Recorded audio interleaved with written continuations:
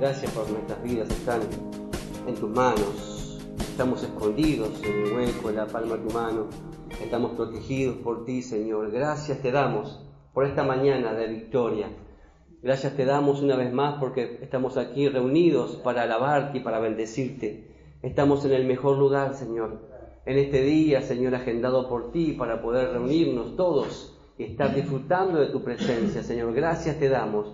En el nombre de Jesús te pedimos que nos hables en esta mañana, Señor, a lo más profundo de nuestro ser, nuestro corazón, para que seamos totalmente, Señor, transformados por tu palabra, tu bendita y preciosa palabra, en el nombre poderoso de Jesús. Gracias, Espíritu Santo, por estar aquí, moviéndote en nosotros, Señor, con nosotros, Señor, y sabemos que vas a hacer la obra a través, Señor, de la radio, a través de las redes sociales, en el nombre poderoso de Jesús. A ti te damos la gloria y la honra, en el nombre de Jesús. Amén.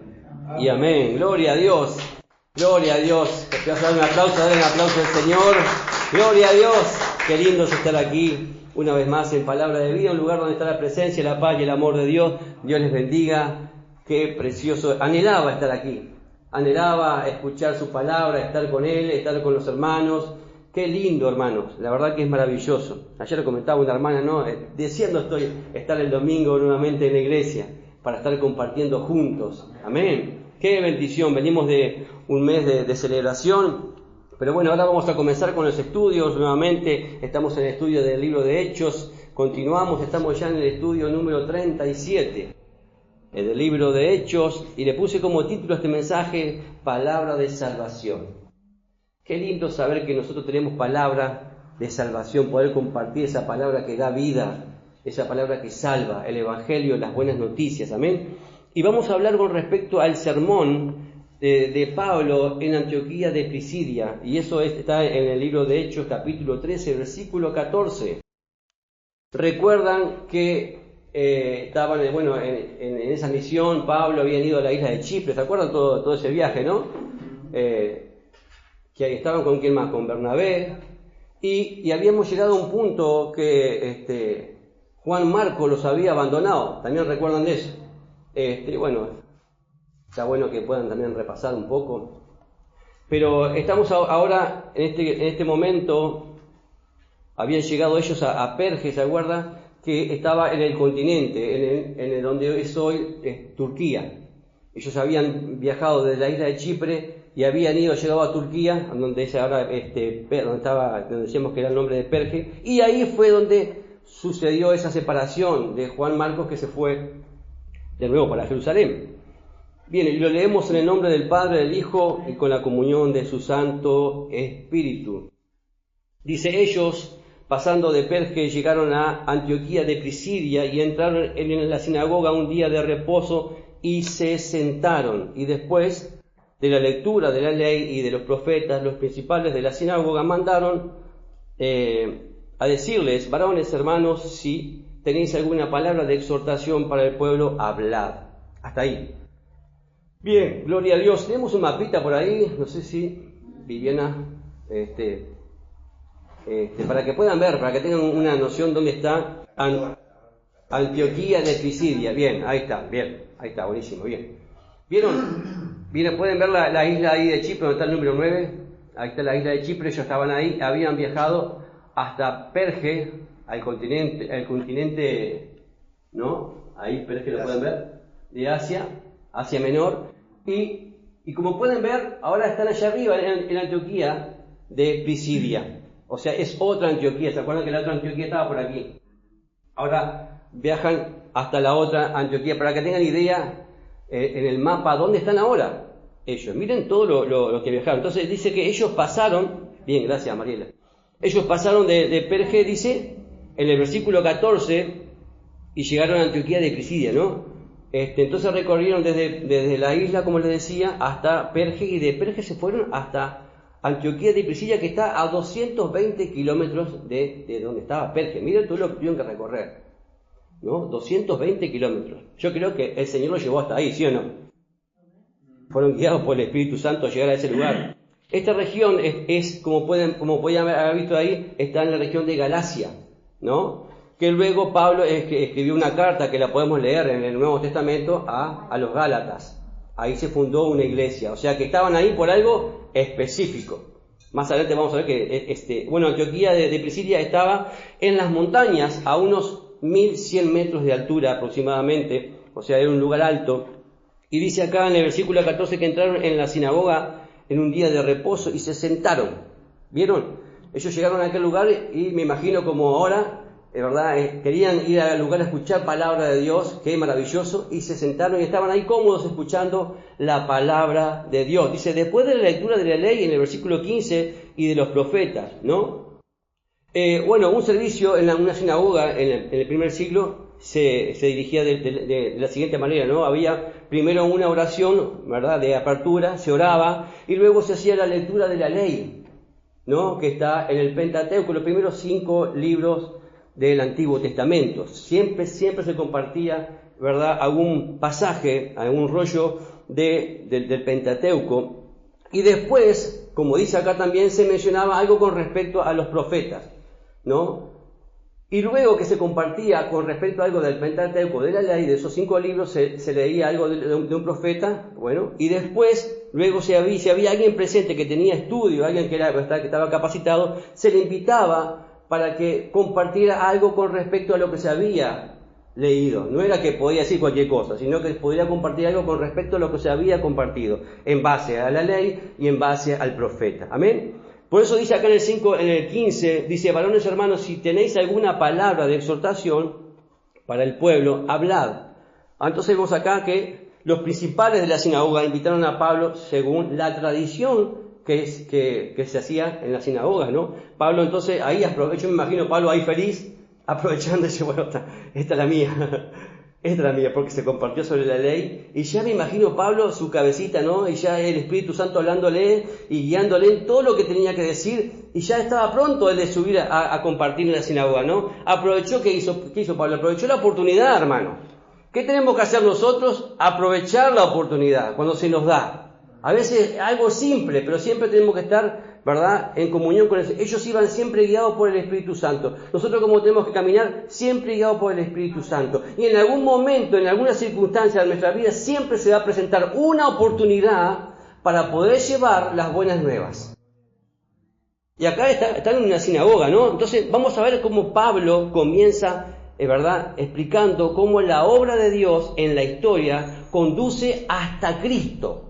Vamos a ver un mensaje ahora tremendo, una palabra de salvación, un mensaje en esa sinagoga tremenda del apóstol Pablo. Vamos ahí entonces al versículo 16. Él empieza a explicar eso, ¿no? Explica cómo la obra de Dios y la historia conducen todo hasta Jesucristo.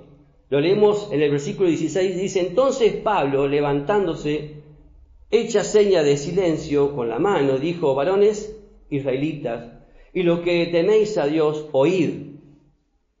El Dios del pueblo de Israel escogió a vuestros padres y enalteció al pueblo, siendo ellos extranjeros en tierra de Egipto, con brazo levantado los sacó de ella, y por tiempo de 40 años los soportó en el desierto.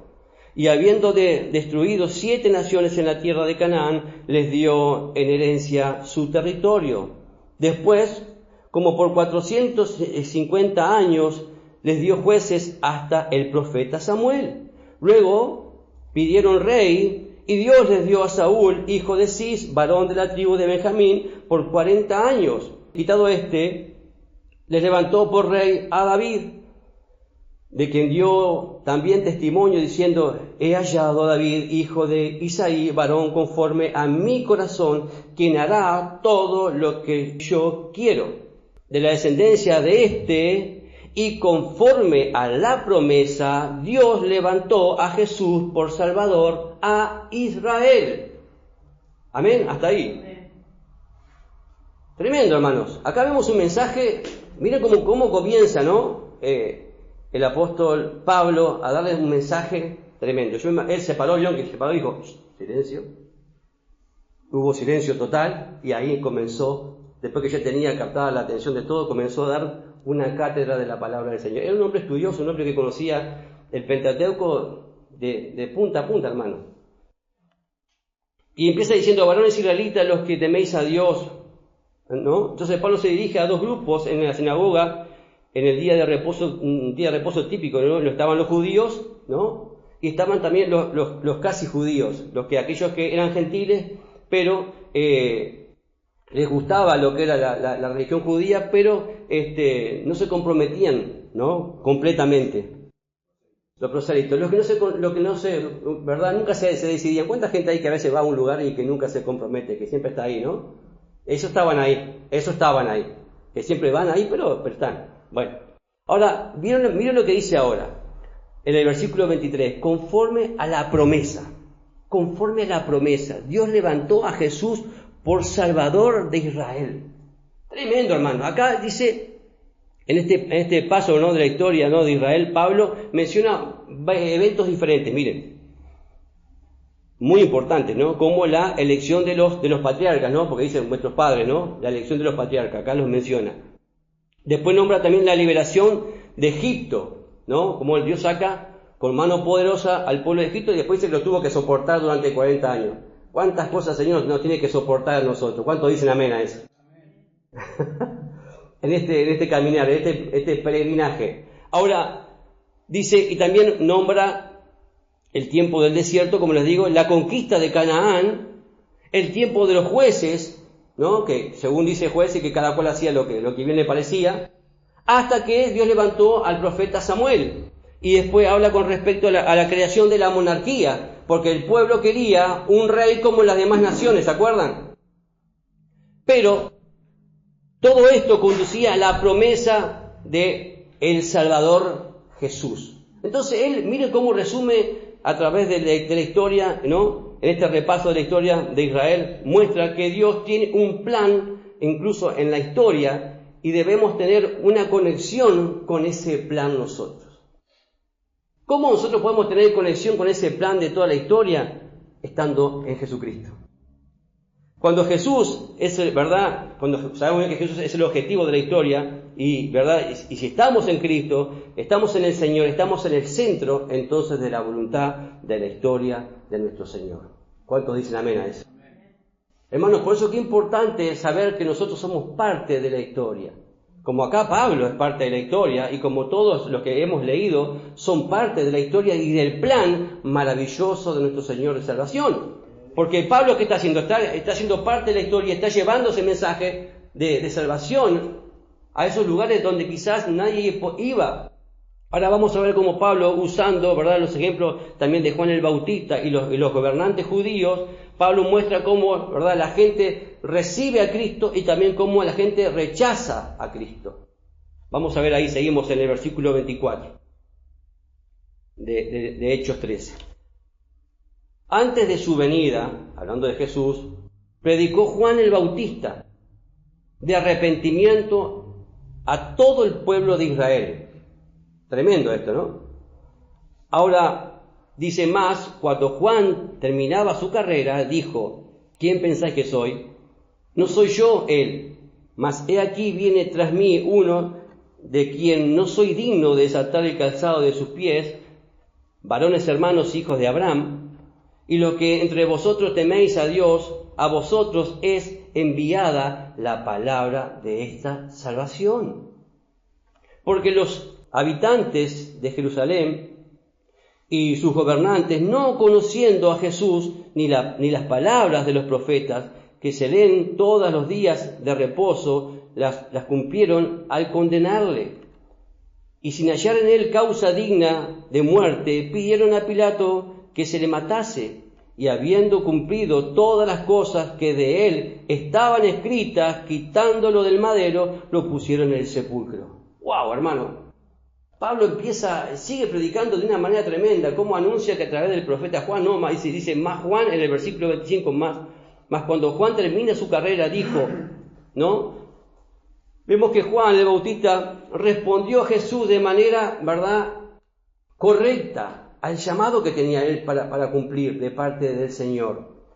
Preparó el camino Juan y preparó los corazones para Jesús, ¿verdad?, sirviendo y viendo a Jesús por quien realmente Él es. Porque mucha gente desconoce, y mucha gente desconocía, y mucha gente hasta hoy desconoce quién es Jesús. Pero Juan, ¿qué hacía? Preparaba el camino y preparaba los corazones para que cuando llegara el momento que Jesús llegara, la gente estaba pronta para recibirlo. Y eso es lo que vos y yo tenemos que hacer también. Cumplir con ese ministerio de preparar el camino, porque Cristo viene. ¿Cuántos dicen amén? Hermanos, nosotros tenemos que hacer todo esto. Juan sabía que Jesús era aquel, ¿no?, más grande que todos. Jesús era aquel. Sabía que Jesús era más que un simple maestro. Era el Señor a quien todos debemos de responder. Ese es nuestro Señor y Salvador. Y después dice acá, ¿no?, en el versículo 25, de quien no soy digno de desatar el calzado de los pies. Esta declaración muestra que Juan sabía que Jesús estaba mucho más encima que él, por supuesto. Si era Dios, era el Señor encarnado.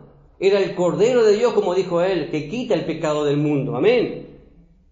Dice en el versículo 27, porque los habitantes de Jerusalén y sus gobernantes no conociendo a Jesús. Mucha gente no conoce a Jesús. Los que no conocían, la verdad, los que no conocían de Jesús o las Escrituras, rechazaron a Jesús.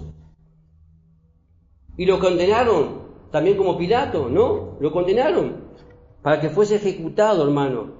Cuando no se conoce a Jesús, se llega a hacer cosas realmente aberrantes, ¿sí o no? ¿Sí o no? El mundo hace cada cosa, hermano, porque no conocen a Jesús. Si conocieran a Jesús, muchas veces, sí, yo conozco. Yo le digo, ¿vos conocés a Jesús? Sí, lo conozco. No, no lo conocés. Porque si lo conocieran, no harían lo que estás haciendo. No lo conoce. Y mucha gente no conocía a Jesús. Miren, hermano, lo terminaron crucificando. Crucifíquenle. Cantaban Hosana, Hosana, y al ratito, a menos una semana, estaban diciendo crucifíquenle. ¿Lo conocían o no lo conocían? No lo conocían. Es tremendo esto. Ahora dice, él también menciona, dice acá, ¿no?, quitando del madero, ¿no? Él llama a la cruz madero, mencionando lo que dice en Deuteronomio, ¿no? ¿Por qué? Él hace mención de lo que dice Dios ahí en Deuteronomio, que dice que Dios maldice a una persona que está, ¿verdad?, colgada en un madero.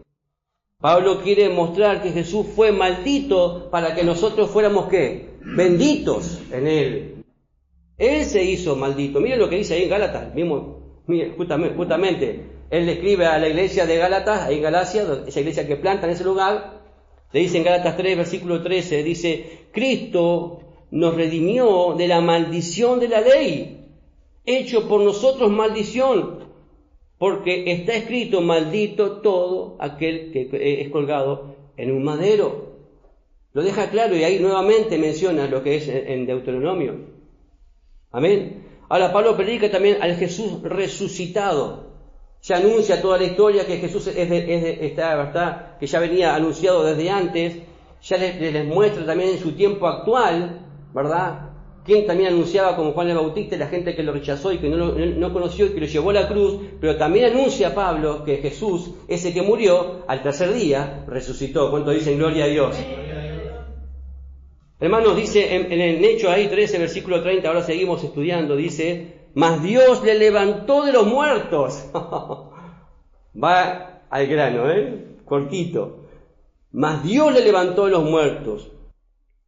Dice, y Él se apareció durante muchos días a los que habían subido juntamente con Él a Galilea, a Jerusalén, los cuales ahora son testigos ante el pueblo. Y nosotros también os anunciamos el Evangelio de aquella promesa hecha a vuestros padres, la cual Dios ha cumplido a los hijos de ellos, a nosotros, resucitando a Jesús, como está escrito también en el Salmo 2, mi hijo eres tú, yo te he engendrado hoy. Y en cuanto a que le levantó de los muertos, más volver a la corrupción, lo dijo así, os daré las misericordias fieles de David. Por esto dice también en otro salmo, no permitirás que tu santo vea corrupción, porque a la verdad David, habiendo servido en su propia generación, según la voluntad de Dios, durmió y fue reunido con sus padres y vio corrupción. Mas aquel a que Dios levantó no vio corrupción. O sea, no fue corrompido, hermano. Jesús al tercer día resucitó. Ahora dice acá, mas Dios le levantó de los muertos, versículo 30, ¿no? El hombre hizo todo lo que pudo para pelear con Dios y sigue todavía peleando con Dios. Incluso acá, para matarlo, ¿no? Pero Dios fue más grande que el pecado y la rebelión del ser humano.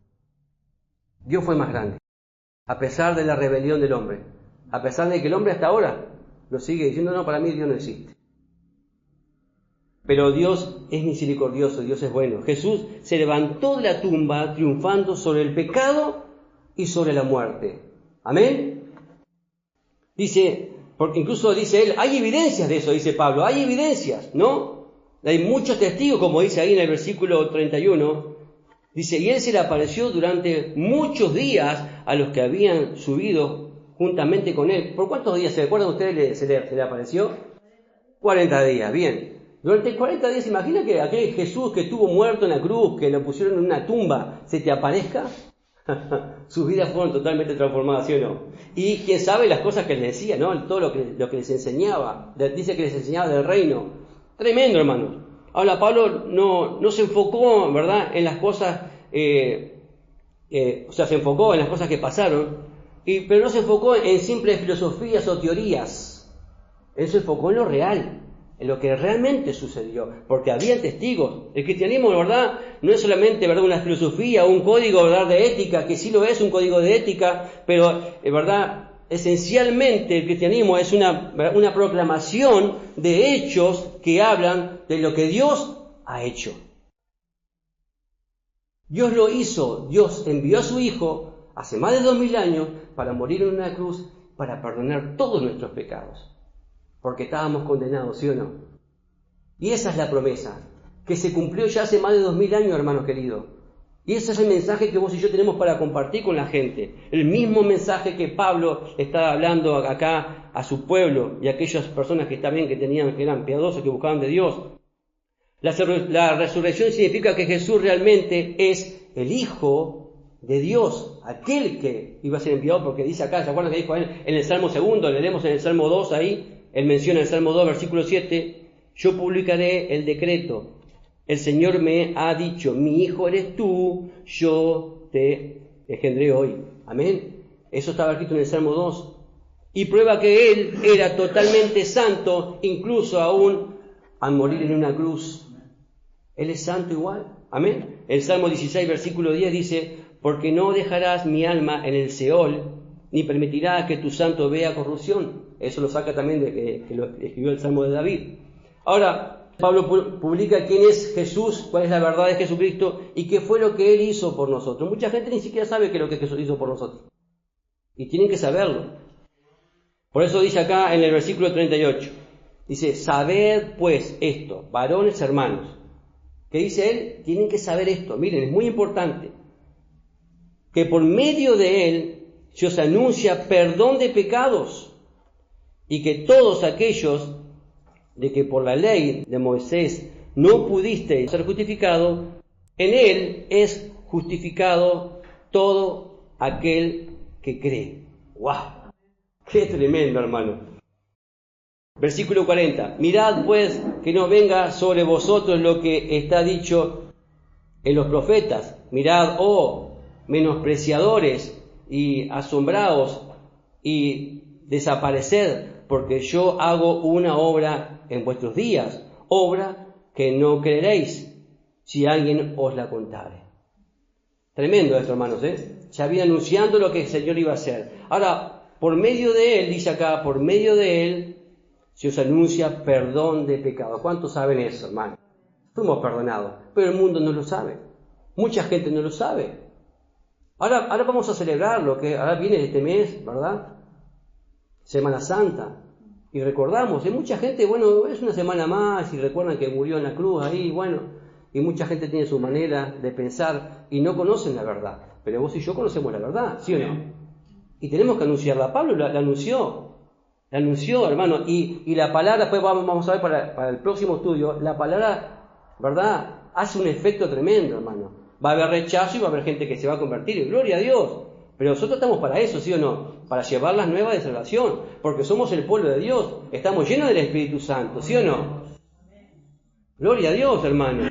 Ahora, dice acá, podemos ser, ¿verdad?, justificados, dice acá en el versículo 39, ¿no? De todo aquello que por la ley de Moisés no pudiste ser justificado. O sea, la ley al revés nos condenaba. Ahora, el Señor, Él es nuestra ley, Él cumple con toda la ley y Él ocupa nuestro lugar. Nunca podemos justificarnos a nosotros mismos ante Dios. Jamás. Como dice en Efesios ahí, ¿no? Efesios 2, versículo 8, porque por gracia sois salvos por medio de la fe. Esto no es de vosotros, pues es don de Dios, no por obras, para que nadie se gloríe. Nadie puede decir yo soy salvo porque sí, ¿no? Muchos niegan, ¿verdad?, en su corazón aceptar la salvación de ¿quién? De Jesús.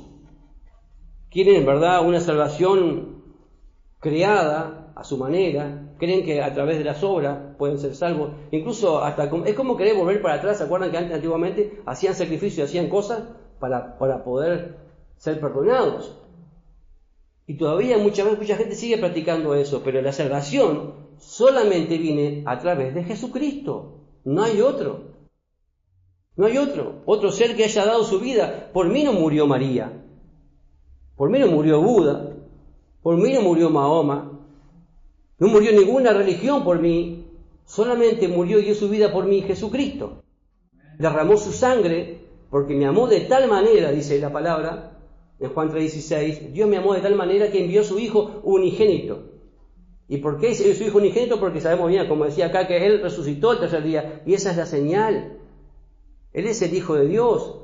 Y ahora nosotros, como le recibimos, pasamos a ser también parte de esa familia tan maravillosa. Mas a todos los que recibieron, a los que creen en su nombre, le dio potestad de ser hechos hijos de Dios.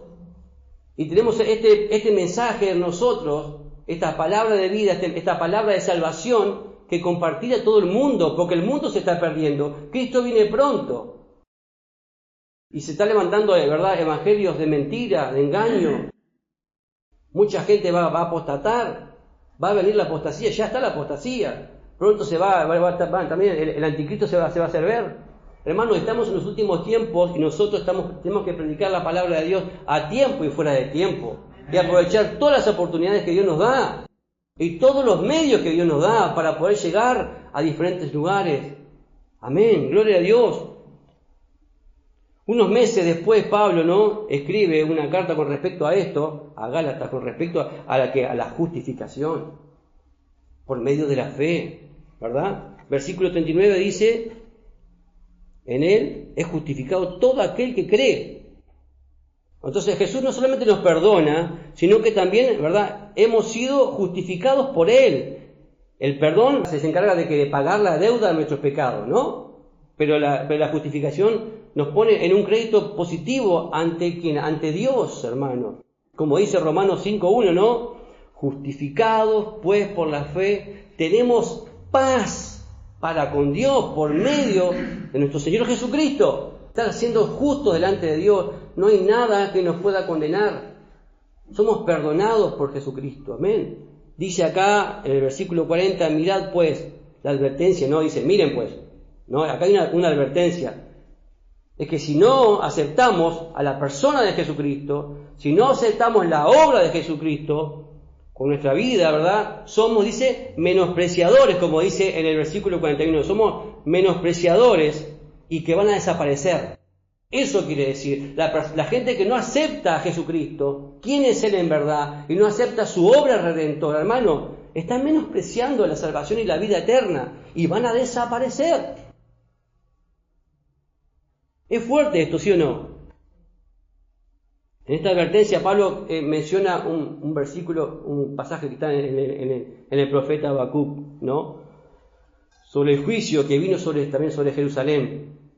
Ahora, Dios, ¿verdad?, lo juzgó también a ellos. También va a juzgar a aquellos que lo niegan. ¿Cuántos dicen amén a eso? Porque Dios es justo. No, era para aquella época, hermano, el juicio viene. El juicio viene. Rechazan verdad, su obra de perdón y la obra de Jesucristo. Están rechazando esa obra tremenda, hermanos queridos. Ahora, algunos comentaristas hablan que con respecto a este mensaje que hemos leído de Pablo, ¿no?, que predicó muy parecido, ¿se acuerdan?, a lo que predicó Pedro, ¿se acuerdan?, en Pentecostés. ¿Se acuerdan que empezó a hacer toda una cátedra y empezó también a nombrar que esto fue lo profetizado por el profeta, que es verdad que su espíritu se había derramado sobre toda carne, y empezó también a enseñar todo con respecto a Moisés y todo lo que se venía anunciando de Jesucristo? Muy parecido el mensaje, ¿no? Pero es una queja muy extraña, ¿no? Porque esto nos muestra que tanto Pablo como Pedro, ¿verdad?, predicaron el mismo evangelio. Esto demuestra que ese mismo evangelio que fue predicado durante incluso más de 15 años por estas mismas personas, que el mismo mensaje que también fue en Pentecostés. Otros también comentaristas dicen que es muy parecido este sermón al que dijo, ¿se acuerdan de Esteban? También cuando estuvo en el capítulo 7, cuando estuvo, bueno, lo iban a matar, o ya lo mataron después en el capítulo 7, pero él empieza también a dar una cátedra tremenda, empieza a predicar con respecto también a todo quién era Jesús, que se venía hablando de él, hasta que después dice que los otros rechinaban los dientes, una furia, una bronca tremenda, y podemos leer ahí a lo último que lo apedrean y después le quitan las ropas y se la echan a los pies de ¿quién? De Saulo, de Pablo. Ahora mi pregunta es, ¿este mensaje de Esteban no habrá quedado en su corazón marcado? Yo creo que sí, ¿no? Tremendo. Ahora, yo creo que este sermón de Esteban habrá tocado su corazón y él estaba hoy predicando, anunciando, y sabemos que Pablo tenía su estudio, pero él mantenía ese mensaje de esa persona que murió, hermano, predicando la palabra, que marcó su corazón, que él después se tuvo que arrepentir, porque era un asesino, y aún así el Señor lo había perdonado. Este Pablo, ahora, totalmente transformado, está predicando del amor de Dios, predicando el Evangelio, hablando del perdón, hablando de la justificación. Un hombre que fue un asesino, que tenía odio en su corazón, que el Evangelio lo transformó, que esa palabra de vida, esa palabra de salvación llegó a su corazón. ¿Cómo no iba a ser totalmente usado? ¿Cómo nosotros no vamos a ser usados sabiendo bien de dónde el Señor nos sacó? ¿Cómo Dios nos va a usar a nosotros sabiendo que a cuántos, ¿verdad?, le hemos hecho daño? Y sin embargo el Señor ha tenido misericordia con nosotros, ha tenido compasión. Yo y vos y yo tenemos que predicar esta misma palabra, este mismo evangelio que es predicado desde aquella época hasta ahora. No podemos sacarle nada, hermano, no podemos agregarle nada. Tenemos que predicar este mismo evangelio.